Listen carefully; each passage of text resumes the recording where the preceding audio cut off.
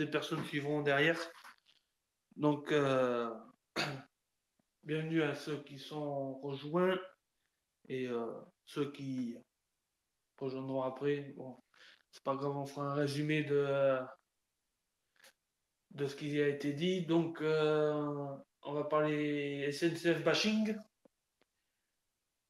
Donc, en plus, l'actualité, c'était prévu, j'avais prévu ça depuis assez longtemps maintenant.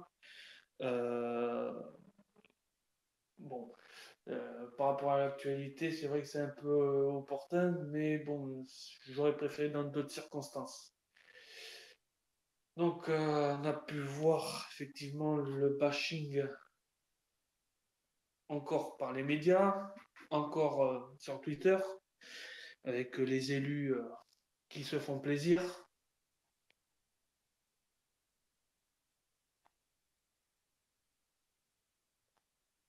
Euh, et évidemment, quand ça clash, on se prend tout dans le dos.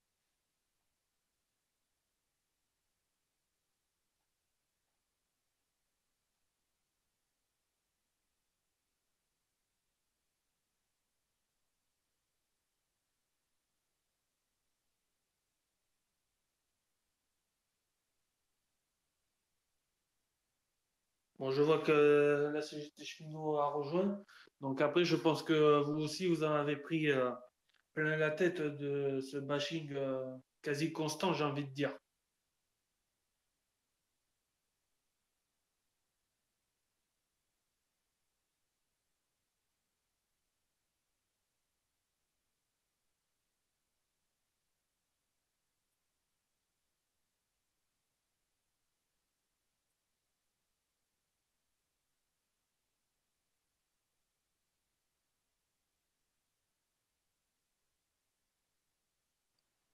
Oui, oui, c'est bon, je vous entends.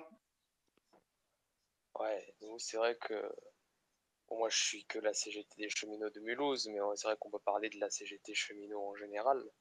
Euh, on s'en prend plein la tête, ça c'est sûr. Et dès que les médias ont l'occasion de nous taper dessus ou quoi que ce soit, ils se privent pas, quoi. Après, je pense que, il y a les médias, certes, mais après, est-ce que sur le terrain, c'est vraiment visible? Les agents vous ont fait des retours pas mal aussi? Bah, sur le terrain, on a oui le retour des agents. On a aussi, quand on fait des manifestations ou des choses comme ça, le retour des gens en général. Et contrairement à ce qu'on pourrait croire, il y a beaucoup plus de gens que tu croises dans la rue qui nous soutiennent ou qui sont d'accord avec ce qu'on porte, tu vois. Par rapport, par exemple, à certains réseaux où on a l'impression que la SNCF, c'est la mort, etc. Bah, quand tu vas dans la rue, que tu manifestes et que tu portes tes idées, tu te rends compte qu'il y a beaucoup plus de gens que tu penses qui sont d'accord avec ce qu'on porte. D'accord, donc c'est plus une caractéristique vis-à-vis des médias et alentours qui sèment le trouble, même sur les réseaux d'ailleurs. C'est plus eux qui sont les plus bruyants et pourtant c'est pas la réalité que l'on voit, si j'ai bien compris. Ouais, c'est ça, tu vois, par exemple, euh, hier ou avant-hier, il y a les camarades de Colmar qui ont fait une action, qui se sont mis en grève euh, pour dénoncer le sous-effectif, etc. Et il se trouve que la gare de Colmar, au lieu d'être ouverte du coup à 4 ou 5 heures, elle a été ouverte à 8h30. Et du coup, ça a bloqué des centaines de voyageurs. Et l'article qui est paru dans la presse très vite après, c'est oh là là, les grévistes, ils ont caché les clés de la gare. Alors que c'est pas du tout la vérité, tu vois. Les grévistes, les camarades de Colmar, ils en savaient rien d'où ils étaient les clés. À 8h30, ils étaient même pas encore à la gare, tu vois. Donc, les médias, c'est sûr qu'ils aiment bien nous taper dessus sans preuve, forcément, quoi. Ouais, on est bien dans le sensationnel, on va pas chercher les faits et surtout que ben, les gars ils y sont pour rien en fait dans cette histoire. Ouais, c'est ça, quand c'est toujours ce que je dis quand nous on va sur le terrain, c'est qu'on fait pas grève pour se mettre en D2I par plaisir. Parce que d'autant que dès que nous on se met en D2I, pour les agents soumis à la D2I, on perd de l'argent. Donc, si on fait grève, c'est bien parce qu'on porte quelque chose et on veut porter des revendications solides et pas juste le plaisir de se mettre en grève et de pas bosser, quoi. Voilà, donc c'est ce qu'on voit surtout en général, en fait, c'est oh, vous faites plaisir, vous branlez rien, et tous les commentaires qui vont dessus, alors que c'est jamais par plaisir, il y a toujours un motif et c'est jamais par surprise, surprise. Il y a toujours un préavis, je veux dire, il s'informe pas comme il faut. Bah, oui, pour poser grève, c'est pas du jour au lendemain. Le syndicat CGT il vient et dit bon bah demain les gars on fait grève, tu vois. C'est beaucoup plus compliqué que ça. Tu as des réunions avec la direction, on pose ce qu'on appelle des D2I, on doit être reçu dans les 48 heures, on doit négocier. Si jamais au bout de la D2I des 48 heures et des négociations, il n'y a pas d'accord qui a été trouvé entre la direction et les syndicats, alors seulement là on peut poser un préavis de grève.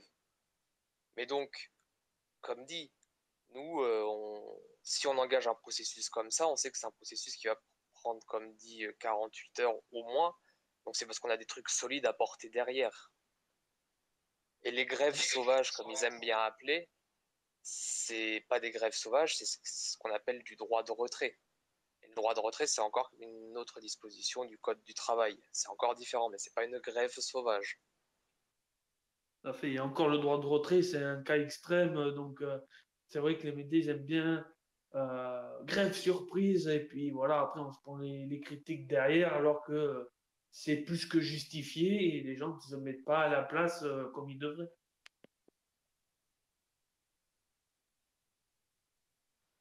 Bah, en tout cas, moi, comme dit, je parle pour nous, la CGT des cheminots de Mulhouse. euh, ouais, c'est justifié tout le temps, quoi. On fait pas grève par plaisir, ça c'est sûr.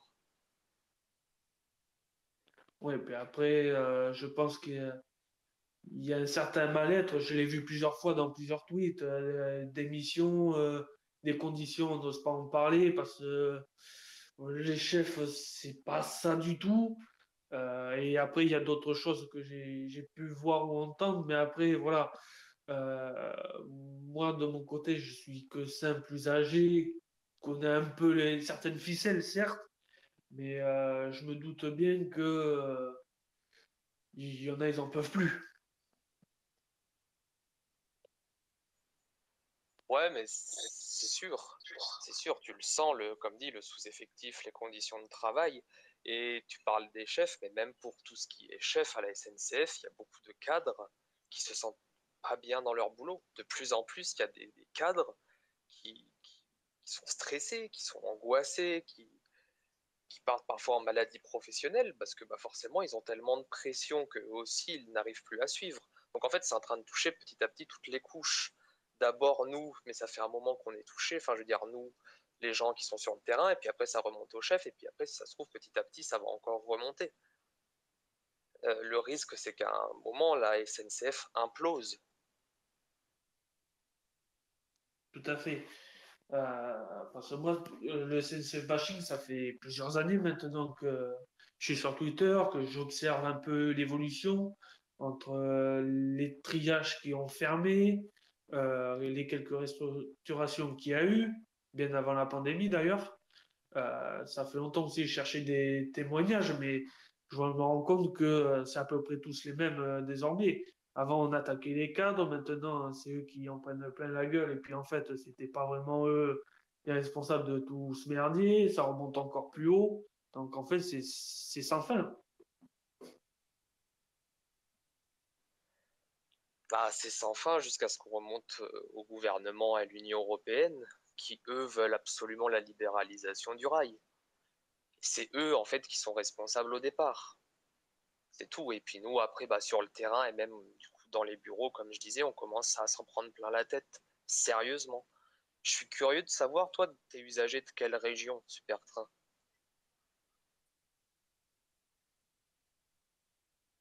Alors moi, je suis principalement donc sur la Gironde. Donc j'ai fait à peu près tout le réseau Nouvelle-Aquitaine.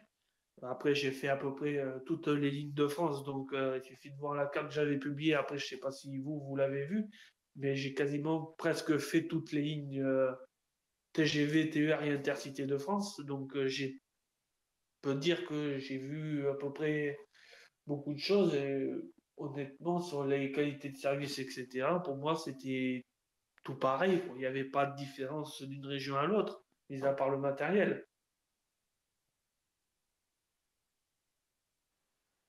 Bah, je sais qu'en Gironde, moi j'ai eu des échos encore récemment de d'usagers qui s'étaient fait agresser. Parce que comme chez nous en Alsace, vous en Gironde, vous commencez à avoir sérieusement de l'EAS sur de plus en plus de TER, c'est ça? Alors, effectivement, on a eu plusieurs livraisons Régio 2N et Régiolis, donc qui sont de plus en plus déployés, donc forcément EAS qui va avec. Après, les agressions, ça dépend vraiment les lignes. Moi, par exemple, je fréquente beaucoup le Bordeaux-Libourne. En soi, une fois, je suis tombé sur une personne bourrée à la clé, mais c'est arrivé qu'une fois. Tout le reste, et peu importe l'horaire, c'est plutôt tranquille. Bon, des fois un peu bondé, ça se tend un peu, mais après, voilà, ça dépend vraiment.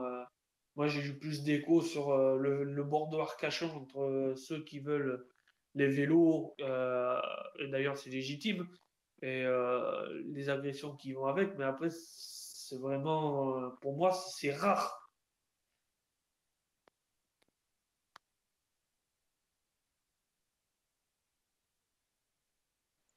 Bah, j'ai envie de dire tant mieux. Vaut mieux que ça soit encore rare que si c'était tous les jours.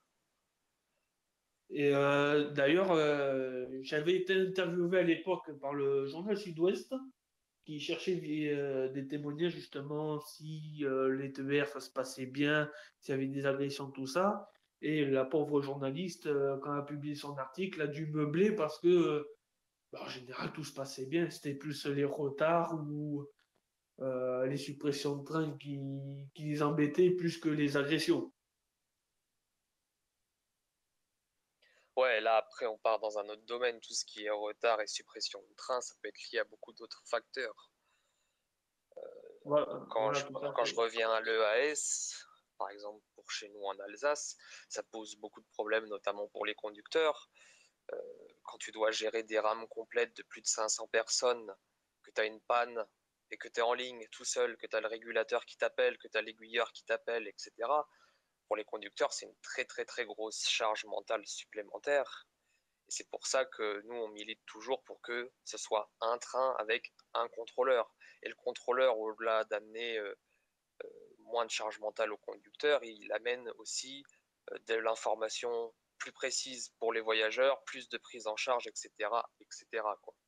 Nous, c'est pour ça qu'on milite pour ça depuis des années.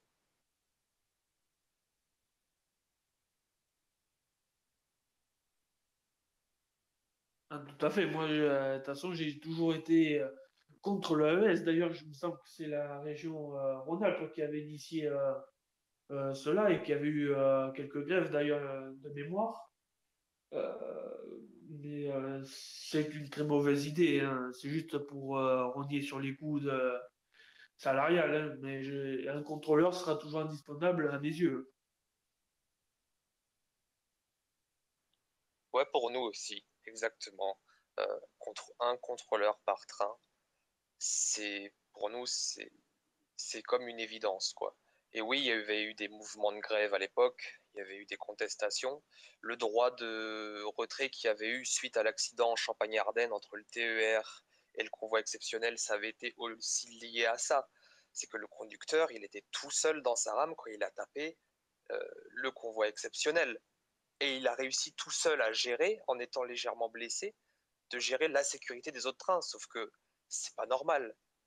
Tu es un conducteur, tu viens de te prendre un convoi exceptionnel, normalement, tu as le contrôleur qui est là pour t'aider dans la procédure de sécurité. Or là, ce n'était pas le cas, et heureusement que le conducteur a eu vraiment les forces nécessaires pour assurer toutes les procédures de sécurité. Parce que sinon, ça aurait pu être encore beaucoup plus grave que ce que ça n'a déjà été. Tout à fait. Après, il me semble que j'avais eu une remontée sur un train EAS d'ailleurs. Il me semble sur un cas de viol, mais après, tout type d'agression condamnable est possible avec le S, hein. Les gens, ils se bougent pas le petit doigt, alors que je pense que ce moins que rien, hein, j'ai envie de dire, aurait pu être intercepté si un contrôleur était présent. Mais je te prends par exemple un autre exemple que nous on a eu donc en région Alsace, sur la région de Mulhouse. Un conducteur qui a un accident de personne, donc qui tape une personne, voilà, qui se retrouve arrêté en plein milieu d'un viaduc à 20 mètres de hauteur, tout seul, avec une rame pleine de gens. Et donc là, quand tu es conducteur, comment tu gères? Comment tu gères le fait que tu viens de taper quelqu'un, que tu es arrêté sur un viaduc, que les gens ne font pas qu'ils descendent parce qu'il y a forcément des risques de chute, des trains qui arrivent en face, etc. Tu vois ce que je veux dire? Les charges mentales sont immenses, quoi. Et dans ces cas-là, les contrôleurs sont indispensables. Là, je peux vraiment pas dire le contraire. Dans des cas comme ça, c'est dur, tout simplement. Après, je vois qu'il y a d'autres auditeurs, n'hésitez pas à intervenir, hein. Je ne veux pas monopoliser la parole non plus.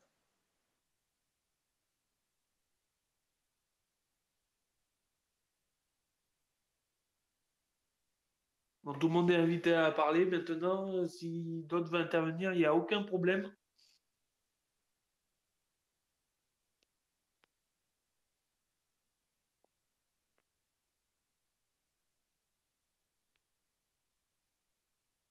S'il y en a qui veulent témoigner du bashing qu'ils ont subi ou des témoignages qu'ils ont entendus, aucun problème.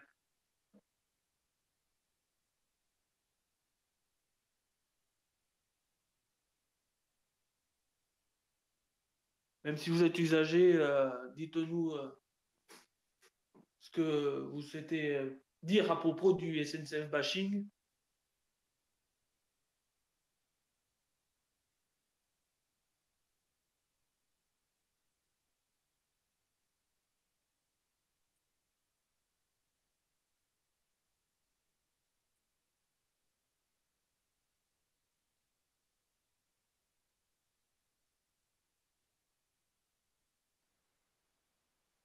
Après, il faut dire que le SNCF bashing, c'est une mode qui dure malheureusement depuis plusieurs dizaines d'années.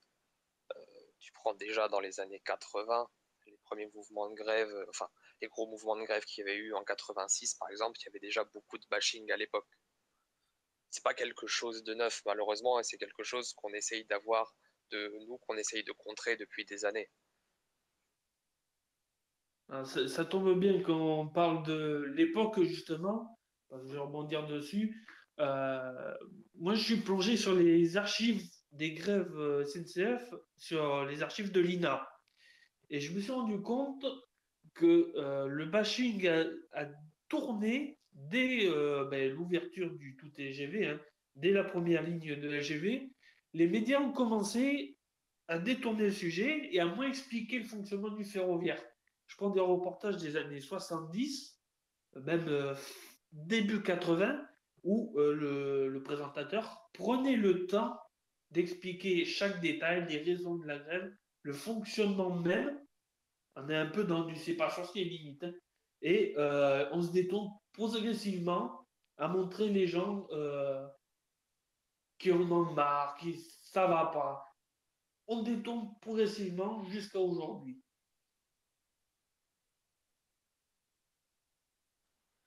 Ouais, certainement qu'aujourd'hui on cherche moins à voir les causes, d'autant que la plupart du temps, quand les cheminots se mettent en grève, c'est aussi pour les usagers. C'est ça qu'il faut comprendre. Bon, je reviens toujours au même sujet, mais par exemple, si on se met en grève contre le AS, contre le sous-effectif, ce genre de choses-là, les usagers sont aussi concernés. Euh, c'est pour ça que c'est toujours bien, c'est toujours mieux quand les usagers vont vraiment chercher par eux-mêmes les vraies raisons de la grève, ce que malheureusement ne font plus les médias aujourd'hui, quoi.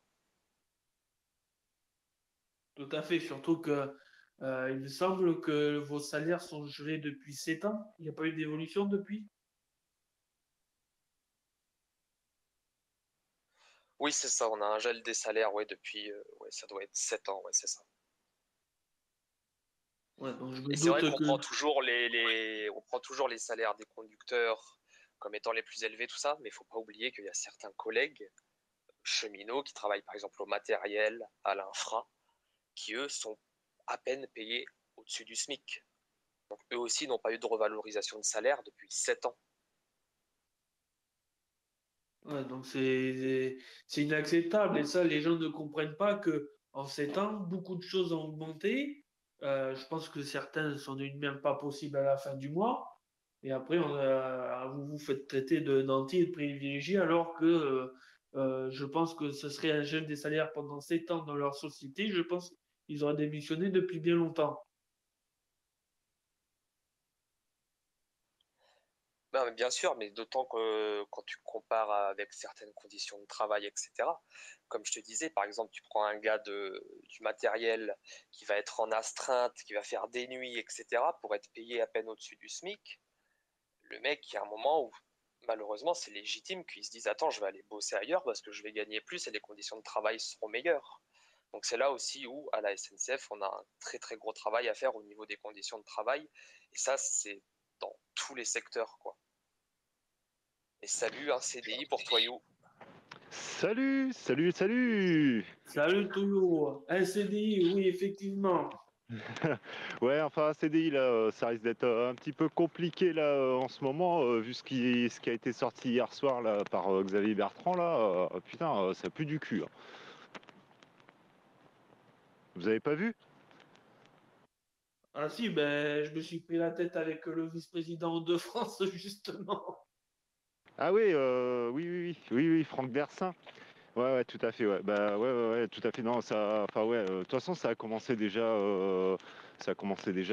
quand? Bah, c'était la semaine dernière. Ouais, c'est ça, la semaine dernière, là, quand il a commencé à taper sur les doigts de tout le monde, là, ça a pris une ampleur un petit peu, enfin, qui me plaît pas réellement, qui a pas plu à d'autres personnes qui sont aussi sur Twitter que j'ai déjà côtoyé sur les TER Hauts-de-France, d'autres chefs de bord, enfin ouais, qui sont un petit peu, ils sont un petit peu tombés de leur chaise en fait, en gros. Mais bon, enfin, je pense que ouais, c'est juste une catastrophe, mais qui va vite se calmer, hein. Ça va faire un plat à mi-novembre et puis c'est tout quoi, hein, point barre, hein.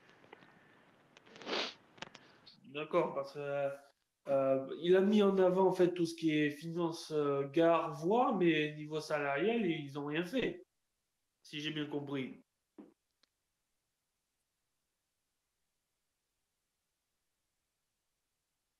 Ouais, ouais, ouais, tout à fait. Exactement, c'est bien ça. Mais bon, après, bah, on verra bien, de toute façon, hein. Advienne que pourra, comme on dit, hein. De toute façon, on n'a plus trop le choix maintenant. Il Non, mais n'y a plus qu'à attendre, quoi, hein. Wait and see, comme on dit. surtout que Xavier Bertrand fait partie d'un parti politique qui s'est amusé à couler le ferroviaire depuis des années. Et maintenant, il s'en plaint. Enfin, je veux dire, il y a un moment où le mec n'a aucune logique. Ouais, ouais, ouais, bah c'est lui, mais c'est lui qui avait demandé, c'est lui qui avait demandé à ce qu'il y ait un chef de bord par train, tout ça, et peu importe le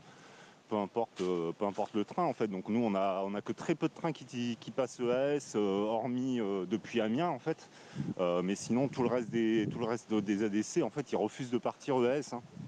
Nous c'est comme ça. Et puis ils ont raison, hein, parce que c'est ne serait-ce Et ils qu'histoire ont de bien raison, sécurité dans les exactement. Hauts-de-France, parce que c'est une catastrophe, hein. Sinon, hein, nous enfin t'as des lignes, tu t'as pas du tout envie de passer au contrôle. Et je comprends les mecs qui sont assermentés quoi, hein, clairement, hein.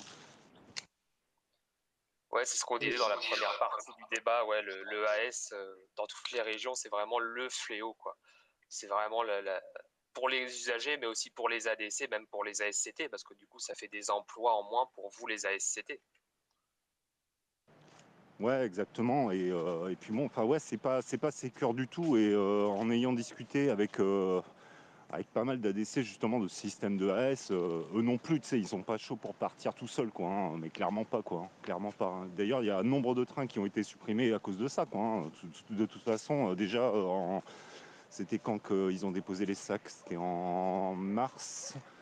Ouais, c'est ça, c'était en mars. Moi, j'étais le seul à rouler en fait. Ils ont déposé le sac suite à une énième agression d'un SCT d'Arras. Donc ça faisait en 3 semaines, en 2 semaines, il y en avait eu 3 qui ont été agressés en fait. Et donc à Lens, ils ont déposé les sacs. Donc moi j'étais le seul con à rouler, tu vois. Et c'était que de la région 2N, donc du matériel qui peut partir potentiellement ES. Et en fait, tout a été supprimé sauf mes trains, moi. Donc moi, j'étais le seul con à rouler en 23 500 à faire que des omnibus. C'était sympa. D'ailleurs, il me semble sur le communiqué, il s'était plaint du coup pour maintenir, entre guillemets, les contrôleurs, mais visiblement, ça suffit pas. Ça suffit pas du tout, même. Disons que là, dans les Hauts-de-France, là, il manquerait. Alors, de mémoire, j'avais entendu parler de 65 ADC et de 80 ASCT. Et sans compter évidemment le matériel qui manque, hein, évidemment. Hein, parce que le matériel qui manque, ça c'est juste une catastrophe, quoi. Quand tu vois les rames qui traînent au Technic Central Île-Flandre, putain, tu pleures, quoi, tu pleures. C'est quand je suis passé la semaine dernière, il devait y avoir à peu près une dizaine de Régio 2N. Il y avait des VR 2N, il devait y en avoir 3. Et bon, bah, de la 24-500, quoi. Mais ouais, c'est juste une catastrophe. On a des problèmes matériels énormes et il y a du matos qui part en Île-de-France et puis dans le Haut-Rhin-Bas-Rhin, quoi. Je comprends pas trop, quoi. C'est vrai Ouais, qu'on a récupéré un AGC à vous, ouais, c'est vrai. ouais, donc vous êtes en sous-effectif complet, en fait. Il se plaint, mais vous êtes dans la merde, donc, si je puis dire. En tout cas, sur l'axe, enfin sur le versant sud, je sais ils recherchent énormément d'ASCT. D'ailleurs, bah ouais, j'avais eu une proposition, mais j'ai dû la décliner parce que trop loin de chez moi. Mais ils recherchent ouais, énormément sur le versant sud parce que pareil, les ADC veulent pas partir EAS, quoi. Donc ça les emmerde. Donc forcément, s'ils partent pas, bah il y a pas de train, clairement. Donc donc voilà, quoi. Et sur le versant nord, effectivement, bah, mais bon, ensuite il y a pour janvier, visiblement, j'ai entendu pareil des bruits de couloir, hein, c'est toujours pareil, hein. Pour janvier, il y aurait des formations avec CDI qui sont prévues, environ une douzaine de places pour le versant nord, donc ce qui m'intéresse, et c'est pareil, nous ils ont délimité en fait l'île Artois et Douaisis avec la côte, hein, et avec le reste. Donc il y a 4 places pour l'île Artois Douaisis, 4 places qui sont libérées pour la côte, donc Calais Dunkerque, et une place je crois à Aulnoy-Emery. D'accord. Ouais, c'est c'est compliqué tout ça. Ouais, du coup, je voulais un peu intervenir par rapport au sujet de base sur le SNCF bashing. Allez-y. Non, mais de toute façon, c'est simple, hein, si tu veux comparer un système, faut voir ce qui marche, quoi. Et pour le seul pays que j'ai vu où tout marchait bien, tous les trains étaient à l'heure, c'est le Japon, quoi. Mais bon, le train, tu le payes, tu le payes 10 fois plus cher aussi, quoi. Mais bon, tout ça, de toute façon, c'est pas une question de. Que là, je voyais les cheminots, etc. Mais c'est pas une question de genre les cheminots d'un côté, les usagers de l'autre. Il y a tous ceux qui prennent des décisions et des fois, enfin, c'est dramatique, hein. J'étais tombé sur un livre, alors je pense que vous devez le connaître, moi je connais pas, je me rappelle plus du titre. Un livre justement qui parlait de l'organisation de la SNCF, je sais pas si ça vous parle.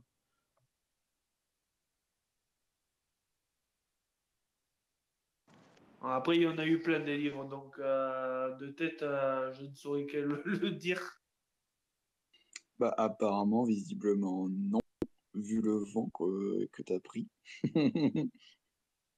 Moi je retournerai à la bibliothèque pour le voir et je ferai un. Mais alors je sais Mais pas s'il y a il y a des blogs un peu qui parlent un peu de ces choses-là aussi, parce qu'après c'est intéressant de sensibiliser, effectivement, quand j'entends le CGT cheminot là, qui dit qu'il n'y a pas eu d'augmentation de salaire depuis 7 ans. C'est vrai que et puis même pas, effectivement, ceux qui travaillent sur les chantiers qui ont pas des rémunérations de fou. Enfin, de toute façon, il y a plein de trucs à faire, hein, mais ouais.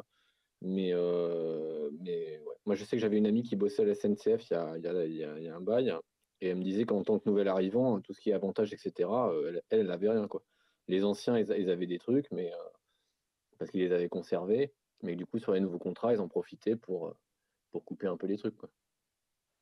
Ouais, c'est ça, on est arrivé à un point où aujourd'hui, quand tu rentres à la SNCF, tu as les anciens, on va dire, qui sont encore embauchés au statut, tu as les contractuels qui ont été embauchés sous un certain RH, et maintenant tu as les nouveaux contrats contractuels qui, eux encore, ont des particularités. C'est-à-dire que tu vas prendre 3 conducteurs, et sur 3 conducteurs, ils vont avoir 3 contrats de travail différents. C'est totalement aberrant, tu vois. Ouais, bah, ouais, je me doute, hein. Mais bon, ça, c'est l'arrivée de la concurrence et tout ça, hein. Mais bon, de toute façon, Bon, il n'y a pas que la concurrence, hein. Je pense que même s'il n'y aurait pas eu la concurrence, les suppressions, etc., auraient quand même lieu. Et puis l'histoire des avantages, c'est dans le folklore, c'est une imagination débordante.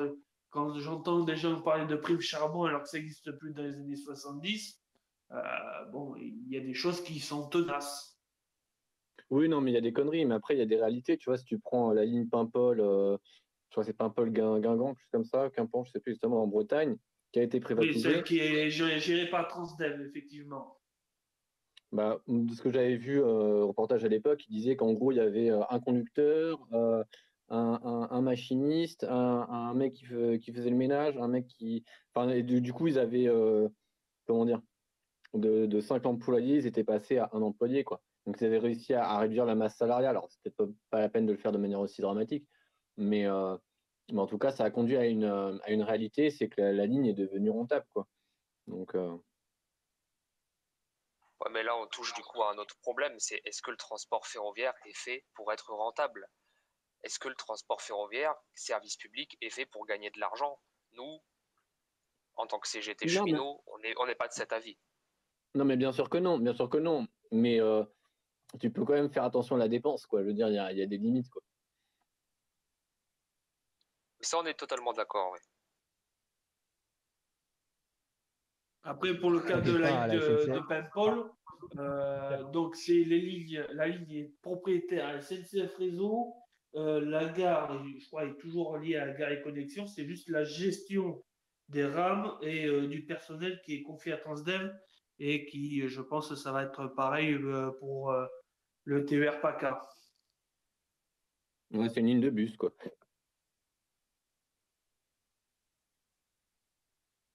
Mais bon, tu sais, les dépenses SNCF, c'est dramatique, hein. Moi, je suis à Ivry-sur-Seine.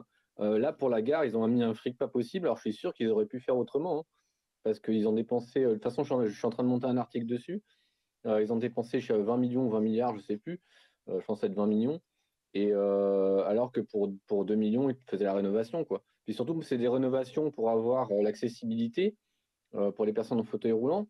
Ah, c'est sympa, sauf que les rames, elles n'arrivent pas avant 2028, quoi. Donc, en fait, il n'y avait pas vraiment d'urgence, quoi. Donc, bon. Bah, après, ce que tu dis, c'est connu, hein, la SNCF est une vache à lait. Tu demanderas à tous les sous-traitants qui bossent pour la SNCF, c'est connu que c'est une vache à lait, hein. Ça, il n'y a pas de Confirme, je souci. confirme. Y a pas de souci. Bah, après, on parle de rentabilité. Bon, on dévie un peu sur le sujet du bashing, mais sur la question de rentabilité. Donc, au départ, tout était des sociétés privées. Ça s'est cassé la gueule. Il y a eu la création de la SNCF. Donc après, il y a eu la guerre, ça a encore endommagé. On a rogné les coûts. C'est à peu près remonté progressivement stable. Et puis après, il y a eu le chéquier ouvert dès les créations des multiples LGV et du renouvellement matériel et ainsi de suite. Et puis voilà, la machine s'est emballée.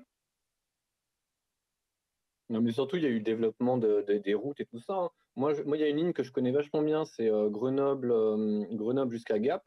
Putain, quand j'étais gamin, tu avais des trains à foison. Pour le ski l'été, tu avais deux diesels avec 7 wagons derrière, bourrés à craquer. Aujourd'hui, t'as un pauvre TER, plus personne ne le prend. Pourquoi? Parce que tu as l'autoroute à côté, en fait. Donc, à un moment, il y a eu un choix et ce choix, ça a pénalisé les petites lignes, quoi. Bah, ça, Et malheureusement, justement, je comprends. ouais, la SNCF a permis de garder un nombre de lignes qui, si les privés étaient restés après-guerre, auraient totalement disparu. Je prends par exemple des petites lignes style le Blanc-Argent, style nous en Alsace, des Colmar-Metzeral, des Mulhouse-Crute, tout ça. Si la SNCF n'avait pas été gardée, si c'était resté au privé, c'est sûr qu'aujourd'hui ça roulerait plus. Donc la SNCF a quand même pu préserver un grand nombre de lignes qu'on appelle, enfin ce qu'ils aiment bien appeler les lignes de desserte fine du territoire, malgré le développement de la route.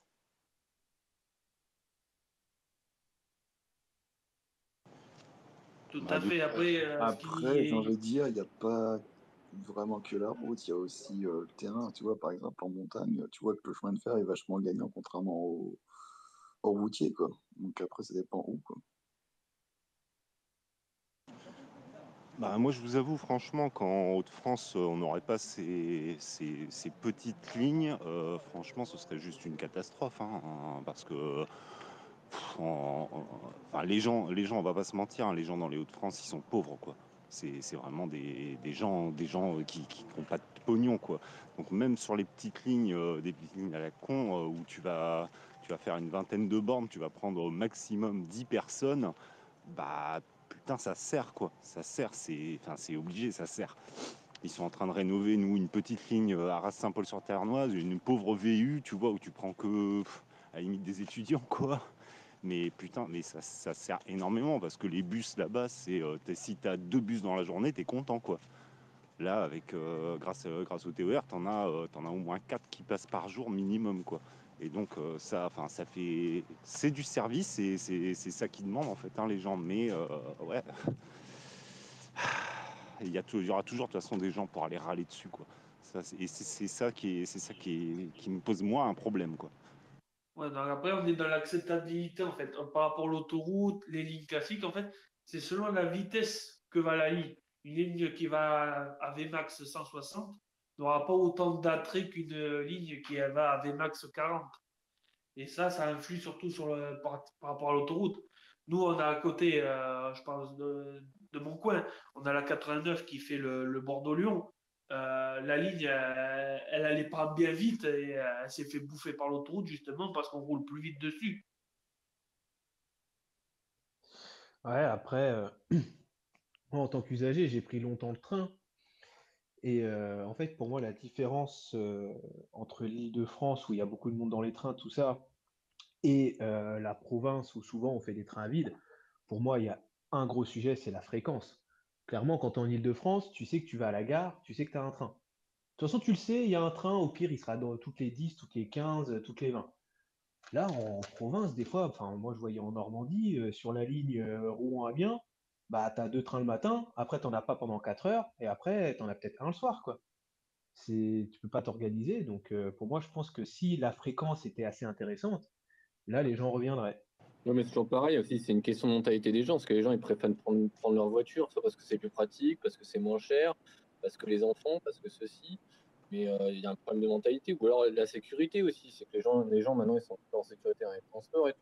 Mais tu dis que les transports ils sont vides en région, je te jure qu'en région parisienne, le soir et week-end, des fois tu as des RER, ils sont quasiment vides, quoi. Donc, pourtant c'est des double étage et tout, ils sont bien grands, quoi. Ouais, bah pour rebondir sur ce que tu dis, Jean-Mi, ouais, nous, les Lille-Rouen, au niveau du roulement, c'est pas folichon non plus, ouais, c'est clair. On est bien d'accord. C'est plus des mecs d'Amiens qui le font. Et ouais, moi sur Arras, je dois avoir. Il y a 2 découchés Rouen, je crois, la semaine.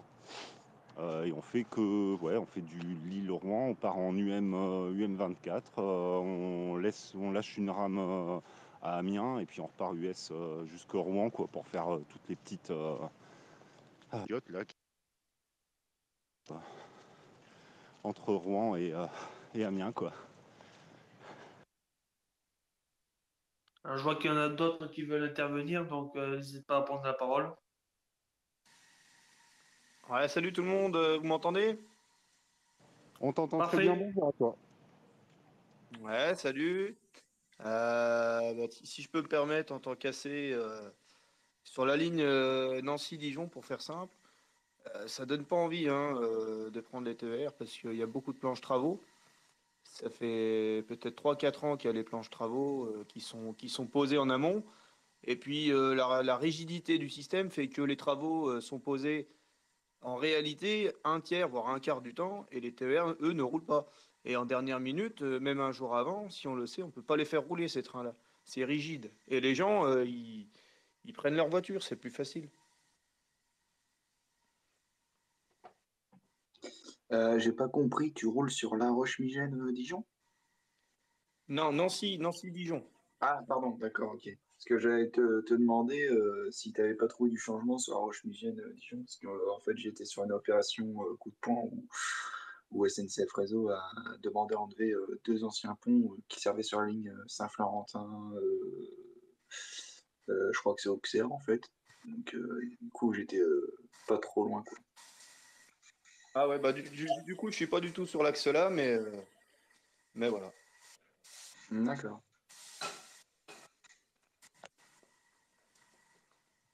Bon, pour revenir sur le sujet un peu, donc sur le bashing, je parle maintenant surtout aux nouveaux intervenants. Est-ce que vous, de votre côté, vous avez eu des retours ou du mal-être au travail ou ce genre de choses, ou même sur les réseaux?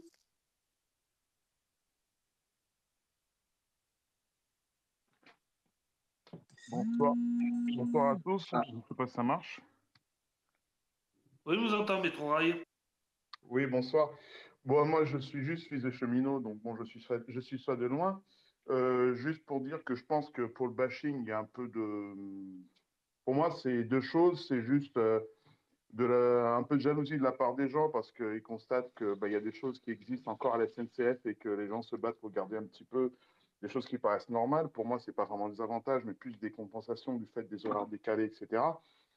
Et juste pour répondre pour les petites lignes, je pense que, ok, effectivement, les fréquences, elles font peur en région, mais là, avec l'augmentation du prix du carburant, là, je pense que la donne, enfin, ça peut être dans le mauvais, ça peut être salutaire pour le ferroviaire, justement, parce que ben, les gens, ils sont pris à la gorge et que la voiture, c'est bien, mais bon, écologiquement, c'est pas terrible et pour le développement des territoires, et puis bon, on est saturé sur les routes aussi, quoi.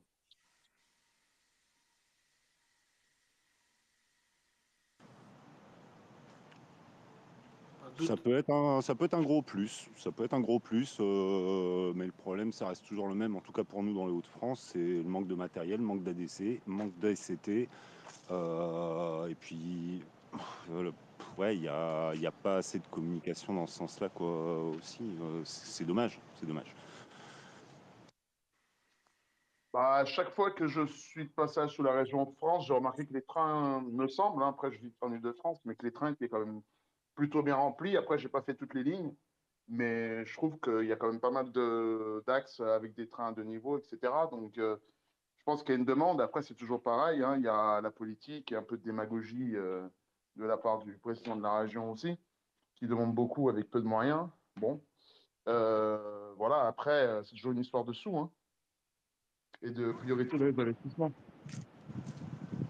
Ouais, bah, c'est vrai on tourne très peu sur des AGC, mais ouais, on a un beau parc quand même de 23, de 24 500 et bah, pour le moment de Régio Deuxième parce que visiblement ça va partir directement à Amiens pour l'ouverture à la concurrence.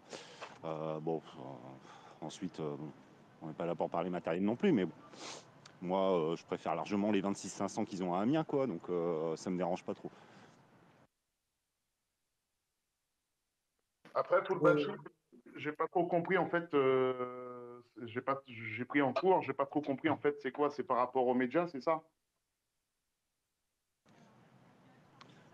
Alors, non, disons que les 26 500, c'est des 24 500 en fait avec 5 ou 6 caisses chez nous.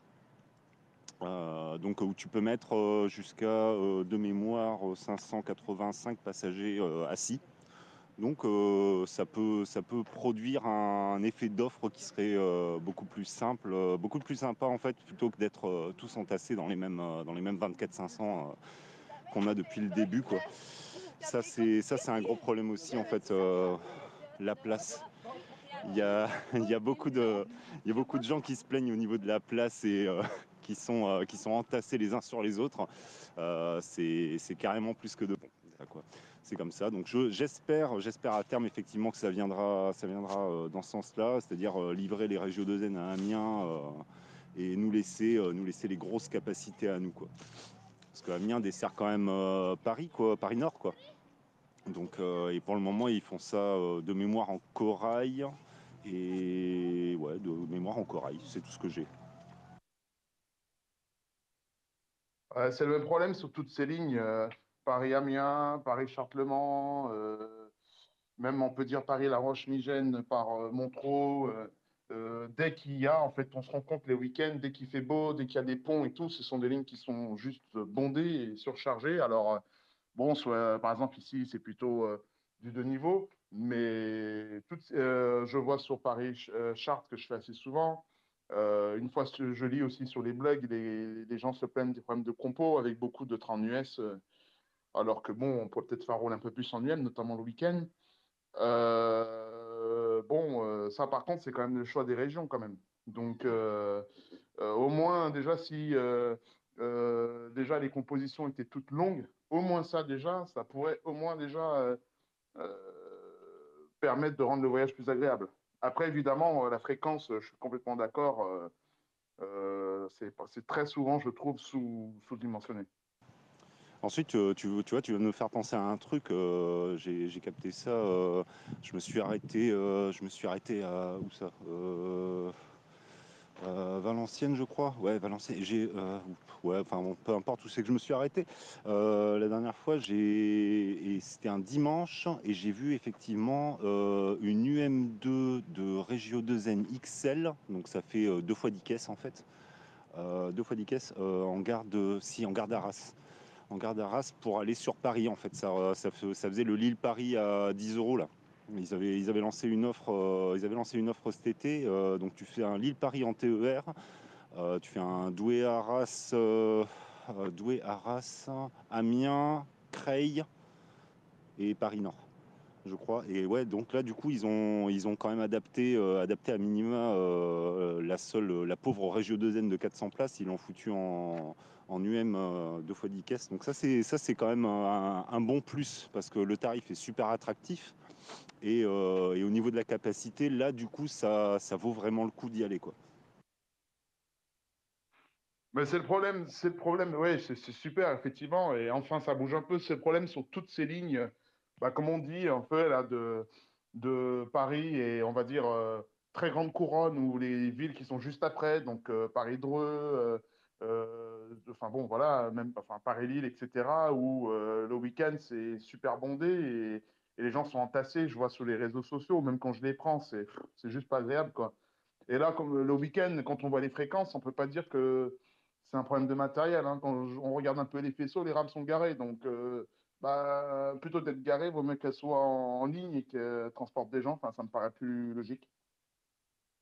Alors, je vous interromps parce qu'on a un partage de la CGT Cheminot là, qui vient de nous remonter un tweet d'un usager en colère, visiblement, puisqu'il nous dénonce ce space en disant en ce moment vous avez un live sur Twitter animé et autres, je résume rien à foutre des usagers, l'espace le nom SNCF bashing. Alors que c'est juste des témoignages que je souhaiterais recueillir, mais bon, c'est un peu malhonnête de cette personne qui visiblement est très en colère. Mais du coup, c'est dans le thème du SNCF bashing. Ah oui, tout à fait, là on est clairement dans le sujet, et puis la personne se trompe de site du coup.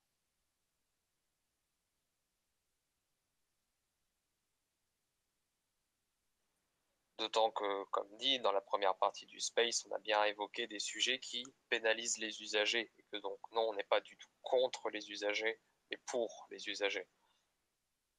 C'est justement ce que on veut recueillir en fait, c'est le problème de ça communique plus. Il y en a marre des deux côtés, aussi bien usagers que l'autre, mais le problème est plus complexe que ça et c'est pas juste en gueulant sur un tweet que les choses vont se résoudre. Mais je pense que justement, c'est intéressant qu'on parle un peu de la communication. Est-ce que quelque part, il n'y a pas des erreurs de communication peut-être de nous, la CGT ou de la SNCF, qui pourraient mieux informer les usagers sur pourquoi mon train est en retard, pourquoi mon train est supprimé, etc., etc. Et je sais que par exemple, ce que tu fais, toi, You, c'est super parce que ça permet un peu de voir les dessous des métiers de la SNCF. Il n'y a pas que Toyo qui fait ça d'ailleurs, il y a plein d'ADC, conducteurs et plein d'autres, même chez Réseau, qui communiquent sur les envers du décor, mais je trouve que c'est pas suffisamment diffusé.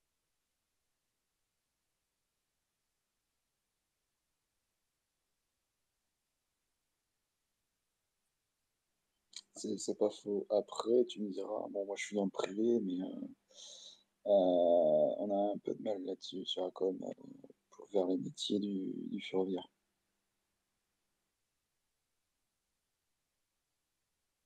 Même après, côté privé, je pense que c'est pas rose non plus au niveau des conditions de travail. Je pense qu'on est dans du quasi similaire.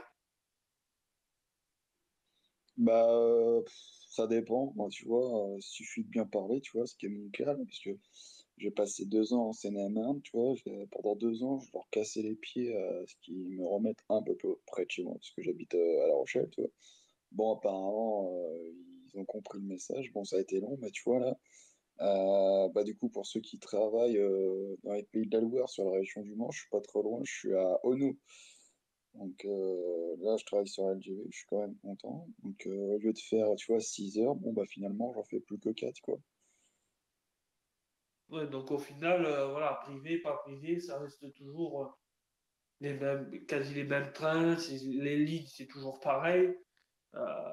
Les gens sont en fait face à de la poudre de perlimpinpin, pour reprendre l'expression.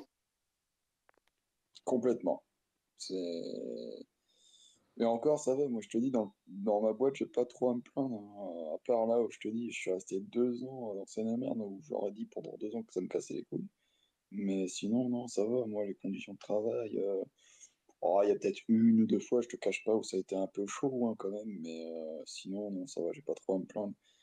Mais après, SNCF, je sais pas, j'y suis pas, donc voilà, je pourrais pas Après, trop c'est dire. un peu comme partout, je pense, mais tant mieux après pour vous que tout se passe plutôt bien. Et c'est ce que je souhaite d'ailleurs. Bah ouais, moi je souhaite carrément revenir, en fait, si tu veux, j'étais sous caténaire. Bah, c'est comme un peu une entreprise nationale, tu vois, il y a plusieurs agences régionales. Et moi j'étais Sud-Ouest, bon, ils ont carrément fermé l'agence Sud-Ouest parce que bah, le SNCF Réseau, on ne sait pas ce qui leur est passé par la tête. Du jour au lendemain, ils ne voulaient plus traiter avec nous alors qu'on était l'élite de la caténaire dans le Sud-Ouest, tu vois. Du jour au lendemain, ils ne voulaient plus rien savoir, donc on ne sait pas trop ce qui s'est passé, quoi. Bah, après, niveau fait, après, on a Ourcade qui a été menacé. Après, je pense que soit les tarifs sont beaucoup trop chers. Alors, je sais pas quels sont les tarifs chez Flat SNCF ni à la concurrence, mais euh, il me semble qu'il y a, bon, ça date maintenant, mais les prix étaient plus accessibles. Après, c'est pas fou, hein. Bah, du coup, je connais bien Rourkheim parce que j'étais basé à. Merde, j'ai plus le nom à Bordeaux. Enfin, tu sais, je sais pas si tu connais bien Bordeaux, mais juste derrière la gare, j'ai plus le nom du quartier. Enfin, on était basé là, quoi. Ah, bonjour Monsieur Sylvain. Et tu vois, on était basé là dans le coin et franchement, ça marchait du tonnerre. Tu vois, on s'entendait bien avec les mecs SNCF et je te dis, du jour au lendemain, je sais pas trop ce qui s'est passé. Ils veulent plus traiter avec nous, donc. J'ai envie de te dire, tu vois, on était sur un projet, c'était, euh, tu vois, les ogives dans les Landes. Je vois à peu près, ouais. Eh ben, tu vois, SNCF Réseau, ils ont dit direct, c'est TSO Caténaire qui va faire ça. Sauf que, je te dis, du jour au lendemain, bah, bon, voilà, je sais pas pour X raison. Et du coup, bah, pas ce contrat, mais ce marché, j'ai envie de dire, et ben, finalement, il a complètement été explosé, parce que il y en avait pour au moins minimum 3 à 4 ans de boulot, tu vois.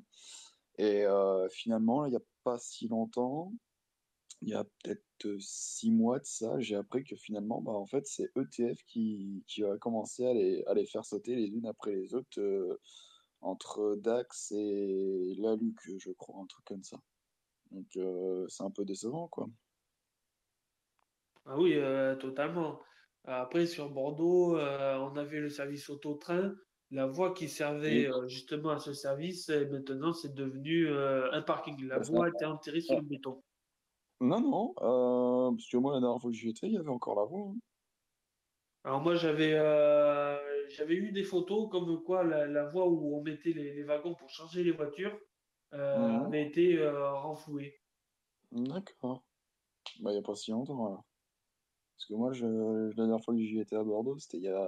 Oh, ouais, c'était avant l'été et la voie y était encore, donc il n'y a pas si longtemps. Enfin bref. Mais bah, tu vois, ça, c'est un C'est très exemple. dommage.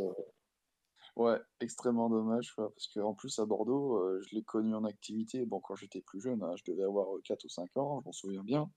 Mais il y avait toujours des wagons porte-auto, quoi. Et bon. C'est dommage, quoi.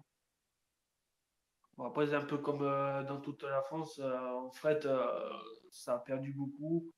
Et c'est dommage, je pense que ça devrait être plus Euh, accessible. c'est pas faux, mais là, tu vois, ce qui est marrant, c'est que je crois qu'il y a que chez moi à La Rochelle que c'est en train de se produire, tu vois. Il y a eu une grosse période, tu vois, 2008, allez, j'ai envie de dire 2017, c'était pratiquement que du privé, mais vraiment que du privé. Tu vois, Fret SNCF, ils avaient quoi, deux contrats de train. Tu vois, c'était un train de citerne et un train merde, de céréales. Et là, quand je reviens de temps en temps, j'ai envie de dire au pays, je vois de plus en plus de trains fret SNCF, mais c'est impressionnant. Si tu veux un exemple, tu regardes sur YouTube, c'est un pote à moi, je sais plus le nom de sa chaîne, je crois que c'est Paul 17, un truc comme ça. Et quand je regarde ses vidéos de temps en temps, bon, il fait beaucoup de rediffusion de vidéos qu'il a fait il y a très longtemps, mais quand ils mettent des trains, enfin des vidéos nouvelles, quoi, il y a des trucs, je me dis, mais what the fuck? Je dis, il y a 3 mois, c'était au privé, c'est passé une SNCF. Mais c'est impressionnant. Tu vois, par exemple, il y avait un train de kérosène, ça fait pas si longtemps qu'il est ouvert le trafic, ça doit faire 1 an ou deux, quoi. Et bah, au jour d'aujourd'hui, tu vois, bah, c'est presque SNCF qui tire le tout. T'avais les silos de la compagnie soufflée, c'est passé au privé. Et bah, Fret SNCF, ils commencent actuellement en train de leur bouffer leur part de marché. Mais il y a que des trucs comme ça, quoi. C'est impressionnant. D'accord, bah, Mais, après, je vais parler un peu du cas de ma ville, donc la ville de Libourne. hum, Historiquement, donc il y a au niveau de la gare, il y avait historiquement, c'est la fausse gare de Bordeaux de Raikop. tout à fait, tout à fait. Oui, donc historiquement, on avait un bâtiment à côté et qui servait au chargement donc de tout ce qui était vignoble et autres marchandises. Et Hum, après, on a une section de voie qui était l'ancien voie de Libourne qui passait, qui rejoignait donc la ligne Bordeaux-Nantes. C'était une voie de secours en gros, hein. Elle a depuis été coupée, mais il y avait une section qui servait encore quand il y avait la société Arena et ils chargeaient hum, tout ce qui était maillot de bain, tout ça, et ça l'envoyait par fret. Bon, depuis, la société n'y est plus, mis à part des bureaux, et je trouve qu'il y a un potentiel énorme que ce soit industriel ou même autour, hein, on a tous les vignerons ouais. pour expédier. Je pense que s'il y avait eu une offre à bas coût pour charger tout ce qui est fret viticole ou même industriel, et pas que sur les bourgs, je pense il y a du potentiel qui est manqué. Ah, mais il y en a partout, hein, du potentiel qui est manqué, hein. Moi, attends, c'est à Rochefort. Bon, après, tu me diras, il y a le port de La Rochelle à côté, mais quand tu vois le port de Rochefort, tu vois le nombre de voies, tu dis, bon, bah, il y a peut-être moyen de déléguer un peu au port de Rochefort, quoi. Bon, après, malheureusement, le port de Rochefort, il n'y a plus de trafic, je crois, depuis 2006-2007, tu vois. Donc, enfin, en gros, le dernier engin, je crois, qui a été sur les quais du port autonome de Rochefort, je crois que c'est une classe 66. Donc, déjà à l'époque. Mais le cas du fret est intéressant pour parler du SNCF bashing, pour revenir un peu au sujet. C'est parce qu'à Oui. l'époque où tu as eu les premières réformes importantes pour le fret, je parle de 2003, tout ça, on disait ouais, mais regardez, le fret coûte cher, le fret, il y a trop d'agents, le fret ceci, le fret cela, on va réformer, on va ouvrir à la concurrence et ça va aller mieux. Quel est le résultat? Des dépôts qui ont fermé, toutes les bosses de France qui servaient à trier ont fermé, maintenant Ah bah, c'est que du triage à plat, quasiment. Je veux dire, le SNCF bashing par rapport au fret, tu vois, c'est un bon exemple, par exemple. Parce qu'on a dit le fret, on a tapé dessus, et au final, aujourd'hui, le fret, je parle du fret SNCF, bah, hein, oui, C'est c'est oui, la oui. première catastrophique. grande victime, effectivement. C'est la première grande victime de cette libéralisation et puis Ah on n'en bah, parle totalement. plus. Totalement, c'est totalement ça, hein. Moi, je vais prendre un exemple. Tu regardes Saint-Pierre-des-Corps. Bon, j'y suis encore passé ce matin pour monter sur Renault. Saint-Pierre-des-Corps, ouf, il y a du souci à se faire, hein. Bon, après, tu me diras, ça va, il est encore un peu en activité, mais pour combien de temps? Ça, c'est la bonne question. Après, bon, c'est aussi très lié à l'industrialisation. Il y a pas mal d'usines qui ont fermé. Bon, ça explique pas tout, mais c'est une des premières sources, je pense, de ce déclin aussi. Mm. Et après, tu vois, on parle SNCF bashing, mais tu vois, je reviens encore sur le triage de Saint-Pierre-des-Corps. Tu vois, il y a un truc, moi, personnellement, je comprends pas trop. Ça se fait un petit peu, mais pas tellement. C'est, voilà, la station, elle est de base, elle sert pour le fret. Moi, ce que je comprends pas, c'est pourquoi on la reverse pas directement à l'activité SNCF Réseau, quoi. Parce que je vois, il y a plein de trucs, tu te dis, bon, bah voilà, ça pourrait servir, et bah non, t'as des sapins ou des buissons qui poussent au milieu des voies en attendant. C'est, merde, Ouais, c'est triste. j'ai plus le nom du triage, mais enfin, du triage, pardon, du faisceau de voie. Mais je crois qu'il est même carrément déféré aujourd'hui. C'est à côté de Noisy-le-Sec, mais j'ai plus le nom. Mais c'est une forêt vierge, hein, complètement le truc, hein. Et tu vois, il y a peut-être moyen de faire une plateforme de stockage de wagons, tu vois, en attente entre deux chantiers, tu vois, ou je sais pas, des trucs comme ça. Ouais, mais aujourd'hui, c'est tellement le bordel entre les différentes entités que rien que N'importe pour une voie, ça va prendre des mois et des mois de procédure. Ah Et oui, c'est non, mais oui, dramatique mais parce qu'à l'époque où la SNCF était une entreprise intégrée, comme à l'époque, ce problème ne se serait même pas posé, tu vois. Mais aujourd'hui, c'est tellement sectorisé, SNCF Réseau, fret, mobilité, gare et connexion, etc., qu'aujourd'hui, c'est n'importe ah quoi. oui, non, mais c'est totalement ça. Moi, je le vois chez moi à La Rochelle. Il y avait l'ancien dépôt relais de La Rochelle. Je crois qu'il a fermé en 2008, si je m'en souviens bien. Et depuis 2008, toi, on est en 2020, 2021, ouais, allez, depuis jusqu'en 2020, moi, j'ai envie de dire, ça a été pas une forêt vierge, mais à deux doigts de le venir quand même, parce que tu avais pas mal de végétation qui poussait. Et 2020, tu sais pas trop ce qui s'est passé. On a vu une pelle, un rail-route, qui a commencé à déferrer le faisceau relais. On a dit, qu'est-ce qu'ils vont faire? Un nouveau quai. Et en fait, non, c'est juste, ils l'ont déféré par le plaisir, genre, entre guillemets, parce que ils sont en train de construire une passerelle piétonne juste derrière la gare. Et du coup, bah, il fallait chercher un endroit où mettre l'un des piliers de la passerelle. Bon, évidemment, bah, c'est tombé pile poil là, quoi. Alors que je sais pas, on a des moyens je veux pas dire technologie, mais on a des moyens de faire des grandes passerelles, des ponts, des viaducs, et bon, bah, ils ont mis le pied là, quoi, du machin. Donc, tant pis. Bon, excusez-moi de trop vous déranger là-dedans. Je vais devoir vous quitter et je tenais quand même à vous remercier pour cette super discussion. Ça Euh, m'a apporté beaucoup de Merci tous connaissances. de nous avoir rejoints et puis on continue pour le CDI. Ouais, super. Bon, je vous laisse parce que là, vraiment, je suis en Belgique et puis au niveau consommation de données, ça pique là. Ah, bah, Ouais. vaut mieux que ça soit la consommation de données que d'alcool, hein. Oh, bah, ça devrait pouvoir se gérer quand même. Bon, Allez, allez, en tout salut. cas, bonne soirée à tout le monde, hein. Eh ben, bonne Amusez-vous soirée. bien. Et puis, ouais, bah, force et honneur à vous, hein. Ouais, bah, merci. À Bonne très vite. soirée. Salut. À Bah, bientôt. moi, je sais que la force, je vais pas trop en avoir besoin les prochains jours. Vu ce que je fais, je suis tranquille. Ben, voilà. Moi, bon, de ma partie usagée, bon, pour les cheminots qui sont encore là et ceux qui écouteront sûrement plus tard, mais je tenais à dire, voilà, force à vous parce que entre les critiques, etc., il en faut du courage, hein. Oh oui, oui, oui. Ouais, mais d'une certaine manière, le bashing, ça arrange bien la direction. Parce que, Oui. Enfin, parce moi, je suis pas que, sincère, mais je le vois. parce que si on avait une direction qui défendait les cheminots, qui défendait le statut, etc., eh ben, on le saurait, tu vois. Et le fait que les usagers tapent sur les cheminots, alors que ce ne sont pas les cheminots qui sont responsables, c'est pas les cheminots de terrain qui sont responsables de toutes les suppressions de trains, les retards, tout ça. C'est pas les usagers, c'est pas les cheminots qui sont responsables. Si la direction prenait notre défense, ça se saurait. Mais vu que ça les arrange pas, elle ne le fera pas. Bah, Oui, et puis après, ils se rabattent sur à leur les manière. syndicats, dont vous. Oui, c'est vrai. C'est vrai, c'est vrai.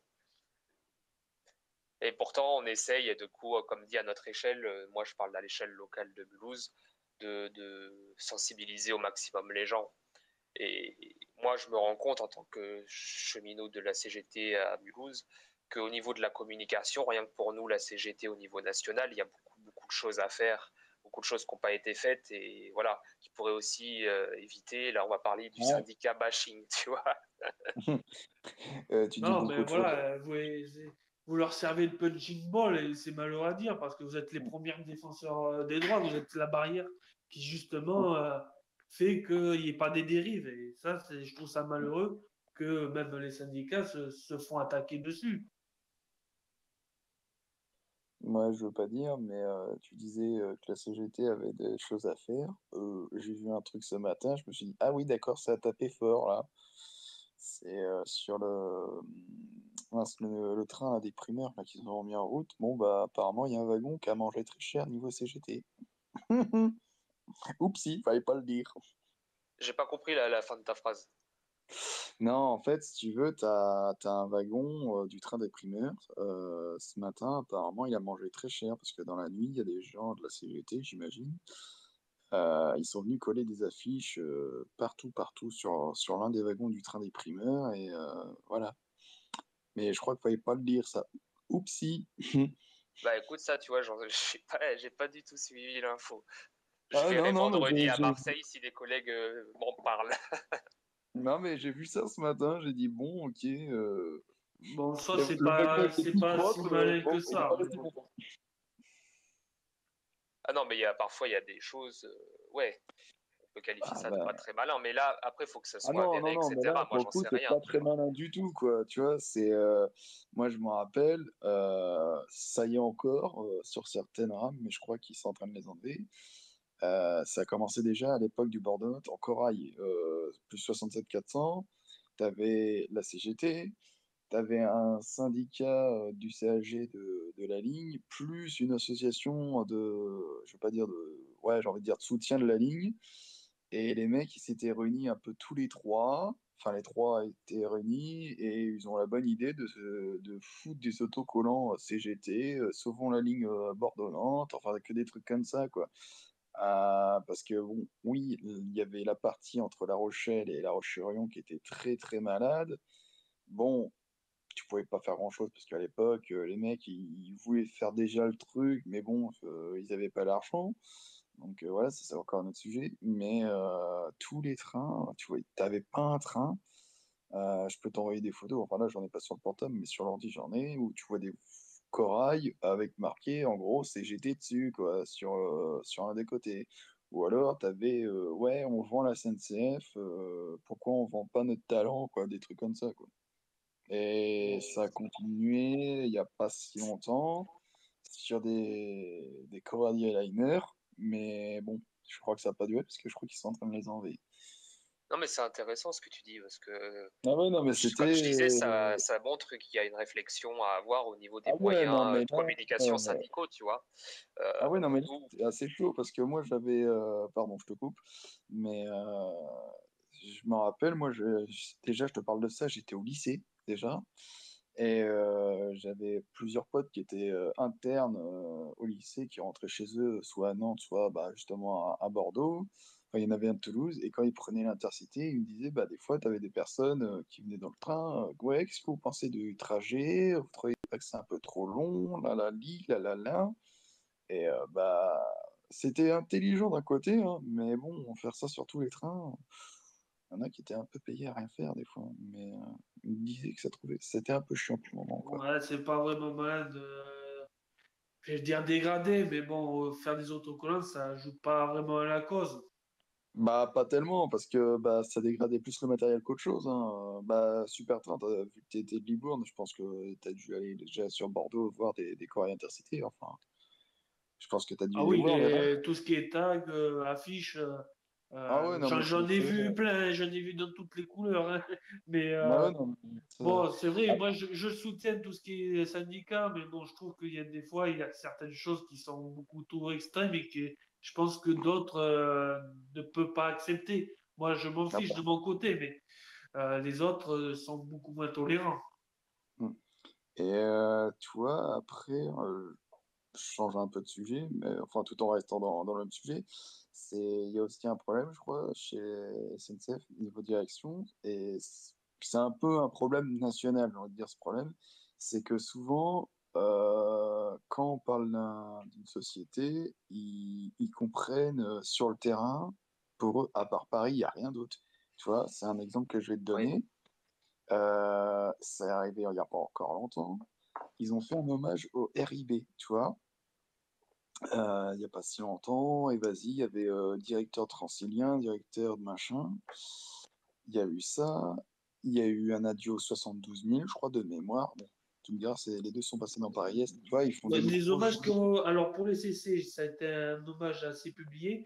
Pour je crois le RIB, ça a été plus discret, il me semble. Oh, ça a été discret, j'en ai entendu parler au moins pendant 3 jours après, moi. Donc, je te rassure, ça n'a pas trop été discret.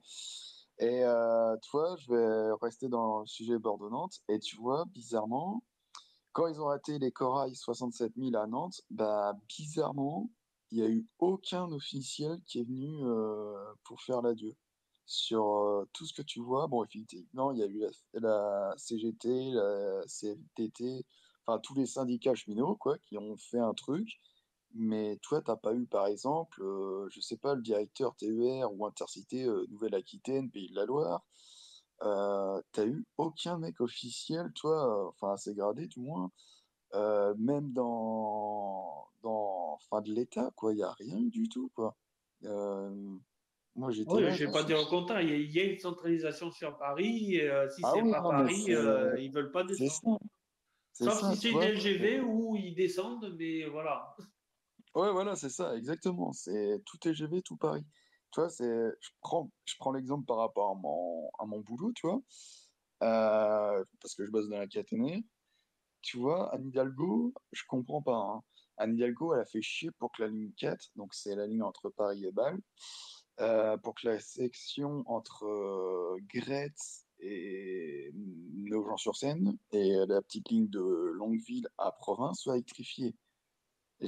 Bizarrement, ça a été accepté en quoi? Ils ont mis, allez, 2 ans, trois à foutre le sujet sur la table et toc, c'était signé du jour au lendemain. Et moi, ce que je comprends pas, c'est que à Bordeaux, t'as la ligne, t'as la ligne qui part de Bordeaux-Saint-Jean, enfin, qui allait anciennement à Ravesly et qui continue sur la Pointe de Grave. La caténaire, elle est pratiquement centenaire. Et au jour d'aujourd'hui, bah, les conducteurs ont hâte de rouler en thermique je crois, en plus, c'est, merde, Mérignac jusqu'au Verdon. Alors que, bah, je sais pas, il y a un câble avec du courant, qu'est-ce qu'on attend pour le changer? Et là, la réponse, les mécanos là-bas, c'est ça, hein, ce qu'ils entendent. La réponse, c'est on n'a pas les moyens. Ouais, on est sur une caténaire midi, il me semble, sur cette Ouais, section. ouais, ouais, ouais, ouais. Ouais, ouais. Parce il y a l'histoire de correspondance avec le tram. C'est Ouais, mais la c'est un ligne, cafouillis là sur cette section, hein. Mais tu vois, c'est bah, là où, encore une fois, la SNCF, après, nous, on passe pour des idiots. Tu vois, il y a une bah, caténaire, mais le train roule en c'est thermique. C'est surtout, moi, je veux pas vous faire peur, j'ai roulé sur la ligne avec un mécano que je connais très bien là-bas. Il m'a pris vite fait en cabine, sur une des sections de la ligne. Moi, je disais, un jour ou un autre, ça va arriver, je crois, avant la fin de l'année, vous allez vous faire caca dessus, les gars. Parce que là, bon, je suis pas le meilleur expert caténaire, hein, mais quand je vois la caténaire qui tire bien bien la gueule, je me dis, mais les gars, Ouais, moi, si je suis mécano, je refuse le train d'office, quoi. ouais, mais C'est bien Ah sûr. oui, non, mais Mais c'est sûr et certain. parce Le que, café attends, électricité, les bah, caténaires, j'ai fait de l'étude de caténaire un peu. Bon, pas de quoi être un expert, mais en électricité, déjà au bout de 5 ans, c'est déjà limite. Une centenaire, ça va lâcher, c'est sûr et certain. ah oui, non, mais c'est sûr, hein, déjà, tu vois le contact. Je pense que Supertrain, bah, vu que tu es de la région bordelaise, tu dois bien connaître. C'est juste au-dessus de la rocade, enfin, tu as la voie qui passe au-dessus de la rocade de Bordeaux. Je me suis dit, mais déjà, la voie ici, elle tire un peu la gueule, mais si à Caténaire, c'est pareil, bah, autant y aller à pied, quoi. Mais, Ah oui, mais ça pète bien là-bas. ah ouais, non, mais là, en fait, si vous préférez, les gars, il y a la ligne de tram C, si je dis pas de bêtises, qui longe la voie SNCF. Mais ça fait peur, quoi. Tu dis, putain, qu'est-ce qu'ils ont fait, quoi? Alors que, je sais pas, ils auraient pu mettre des moyens de travaux. Ouais, Ah, des mais ça moyens de ne travaux, des m'étonne pas moyens si humains. cet hiver, il va y avoir rupture ou arrachage caténaire. Ça me surprendra Ah même. non, mais c'est clair, tu iras voir, je sais plus dans quelle gare que c'est. Il y a une gare où tu as des anciennes voies de garage. Bon, tu as des pendules qui foutent le camp. Bon, en même temps, tu me diras, il n'y a plus de train qui va y passer. Mais tu vas en sortie de gare, bah, c'est pareil finalement. Tu as des pendules. Alors là, c'est assez marrant parce que c'est même pas des pendules ronds, tu vois, comme des pendules standards, si j'ai envie de dire. C'est des barres d'alu carrément. Tu te dis déjà, ouais, il y a plus de la bricole qu'autre chose là-dedans. Mais bon. Mais c'est intéressant, tu vois, parce que de par ce sujet-là, on peut revenir à la SNCF bashing, tu vois, parce que, ouais, la caténaire est plus entretenue, parce qu'il n'y a plus de moyens humains, parce qu'il n'y a pas d'investissement, mais du coup, le jour où la caténaire, elle va rompre, il va y avoir des articles de presse où on va dire, regardez, la SNCF, la caténaire a rompu, la caténaire machin. Et tout de suite, ça va être la SNCF, tu vois, et là, on va repartir sur du SNCF bashing. Oh, la Ah, SNCF, elle ben, n'est pas carrément. capable d'entretenir la Carrément. voie, elle n'est pas capable d'entretenir la caténaire, etc., etc. Et au final, c'est les usagers qui vont encore prendre. Et les usagers, eux, bah, ils vont dire, ouais, c'est la SNCF, sauf qu'en fait, non, c'est pas la SNCF, c'est plus haut, c'est l'État, c'est l'Union européenne, qui n'aura pas voulu mettre l'investissement nécessaire en personnel ou en argent. Donc voilà, et je Ah, reviens un ben, petit peu à ce que tout à tu fait. disais tout à l'heure, tout est centralisé à Paris, c'est vrai. Tu vois, quand on a Jean-Pierre Farandou qui dit, ouais, on va supprimer je sais pas combien de milliers de postes, dans ces postes-là, je pense qu'il y aura des postes de guichetiers, de guichetières. Je ne sais pas si Monsieur Farandou se rend compte que nous, en Alsace, on a des lignes, par exemple, je prends Colmar-Méziral, c'est équivalent à Sainte-Niort pour chez vous, où on a un seul guichet. Et si demain ce guichet ferme sur la ligne, ça veut dire que les usagers, ils ont que des distributeurs automatiques sur la ligne pour avoir leur billet.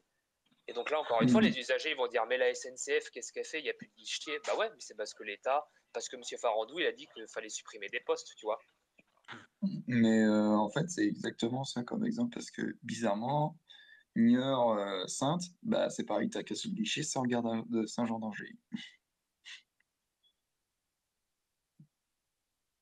Ah, Et tout donc au à final, fait. c'est toujours les usagers qui prendront pour leur grade, quoi. C'est le sous-investissement, voilà, pour englober tout ça. C'est comme ça qu'il y a une ligne qui s'est fait désélectrifier. Alors, j'ai plus de tête le nom de la ligne, mais il y a eu ce cas-là et je pense que c'est ce qui risque d'arriver, mais sauf si la région met Bah, la main à la des lignes poche. électrifiées, je peux t'en citer une, hein, par exemple, Bayonne-Saint-Jean-Pied-de-Port. Il me Désolé, semble que Samy, c'est celle-là alors. parce que Bayonne-Saint-Jean-Pied-de-Port, déjà, oula, je vais vous laisser 30 secondes pour sortir l'assiette du micro-ondes et je reviens. Sinon, voilà, je pense qu'on a résumé le tout.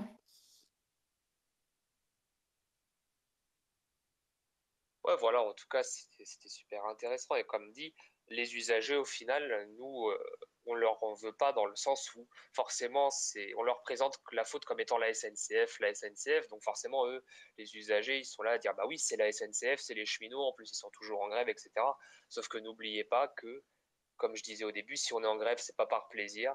Si on se bat pour la SNCF, c'est parce qu'on sait qu'il faut se battre pour la SNCF et il faut se battre pour les usagers, pour qu'il y ait un vrai service public ferroviaire qui soit maintenu et que voilà, comme ça les usagers, les cheminots, tout le monde pourra être dans les meilleures dispositions, c'est tout. C'est comme ça que ça a marché depuis des décennies et ça marchait très bien.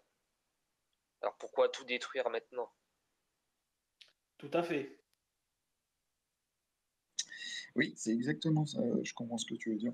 Mais il y a un autre truc aussi, ce qui me fait rire, moi, c'est le matériel. Parce que le matériel, je sais pas, on est en quelle année? 2021? Bon, c'est bien de faire des trains innovants, mais Bah, après, c'est voilà, c'est une question d'inutilisation après quand et de tu vois que les délocalisation. mecs, ils te sortent des sièges, bon, bah, je vais pas donner le nom du train en particulier, mais tu t'assois dans le siège, au départ, tu dis, ouais, il est un peu dur, tu dis, bon, bah, qu'est-ce que ça coûte de mettre un bloc de mousse en plus, quoi? Bah, après, les trains, voilà, par rapport à l'époque, c'est plus de l'acier, des bougies, un moteur et puis c'est parti. Maintenant, c'est bourré de capteurs, l'électronique, forcément, les délais sont encore plus longs. Il y a les normes de sécurité derrière, donc forcément. Ah, Et mais en plus, c'est totalement voilà. ça, hein. Et on C'est rajoute la qu'il pénurie actuelle de l'électronique et on a le retard de plusieurs années. Ah oui, non, mais sur la partie train, c'est pas qu'il y a du retard, mais c'est que en fait, les mecs, on leur dit, ouais, faut chercher, faut innover, innover, innover. Mais les gars, un moteur diesel, à part lui rajouter quelques tours, vous pourrez rien faire d'autre, quoi. Et encore, ça tourne, bon, bah, ça marche bien. Qu'est-ce que tu veux innover de plus? Et pour le matériel, c'est vrai que tu as raison par rapport au confort ou quoi que ce soit, mais la grande différence, c'est qu'à l'époque, c'est la SNCF qui a commandé les 4300, c'est la SNCF qui a commandé les 2800, etc. Et aujourd'hui, c'est plus la SNCF qui commande seule les engins, c'est la SNCF, mais aussi les régions. Donc là où avant la SNCF pouvait se permettre de donner du confort, etc. aux usagers, aujourd'hui les régions ils sont en mode attendez, on veut des nouveaux engins, mais il ne faut pas que ça nous coûte trop cher. Donc si vous nous mettez juste une planche de bois avec juste un peu de mousse sur les sièges, ça ira très bien, tu vois. Donc là aussi, encore une fois, on voit les conséquences que ça a eu de... Enfin, c'est pas vraiment de la privatisation, mais de confier le transport régional aux régions, etc., tu vois, par Ah rapport au ben, le matériel Régio intérieur. 2N est un parfait exemple de la coupe des coûts, hein. Et encore une fois, c'est l'usager qui trinque, tu vois. Là où avant, dans les corails, t'avais pas mal, c'est confortable les corails. Aujourd'hui, oui, dans les régios de Zen, c'est pourri. Les régios lisses, c'est pas beaucoup mieux, etc., tu vois. Après, bon, on dit que c'est pourri. Il y a un point positif, et moi, c'est mon avis, c'est que, bon, on est d'accord que le confort est complètement pourri sur ces trains-là, mais moi, il y a un point positif que je tiens à dire, c'est que niveau sonorisation, enfin, insonorisation, pardon, c'est quand même beaucoup mieux, quoi.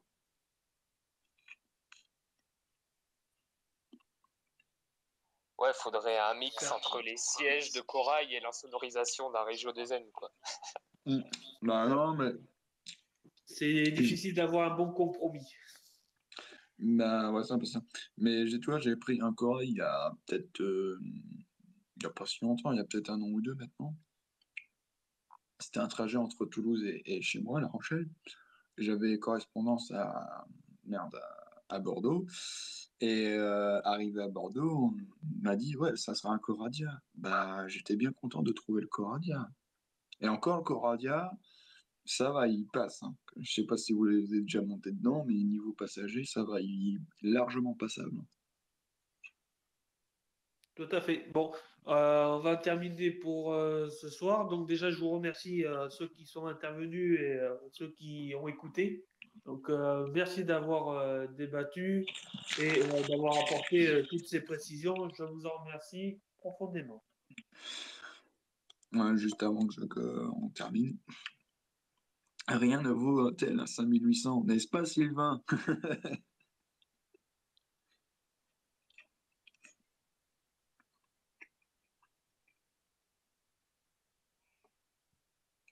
Allez, bonne soirée. Ouais, bonne Ah, soirée, merci ben, à toi, super.